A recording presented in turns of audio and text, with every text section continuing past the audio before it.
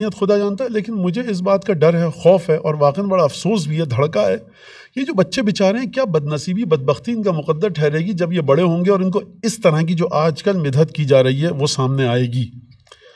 لہٰذا آپ دیکھیے کہ اگر مدحت کا یہ طریقہ صحیح ہے کہ آپ ہر موسیقی کے آلات کو لے کر آئیں 13 رجب کی آڑ میں، بخدا آپ یہ موسیقی کے آلات لے کر امام حسین کی ذریعہ مطہر کے سامنے جا سکتے ہیں؟ نہیں جا سکتے، تو اس کا مطلب ہے آپ اپنے ضمیر میں خود گواہ کر کے یہ کہہ رہے ہیں کہ یہ کام غلط ہے۔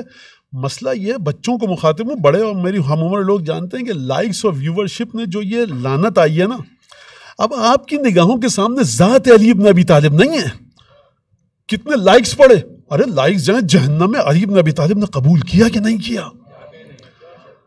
ہم میں سے کوئی بھی شاعر سید ہمیری کی ٹکر پہ نہیں جا سکتا کہ جس کے قصیدے کو امام رضا نے حفظ کرنے کا حکم دیا۔ ہم میں سے کوئی بھی دیبل کے مرحلے پہ نہیں پہنچ سکتا کہ امام جعفر صادق کے سامنے مرثیہ پڑھا۔ ہم میں سے کوئی بھی ابن سکید کے مرحلے پر نہیں جا سکتا۔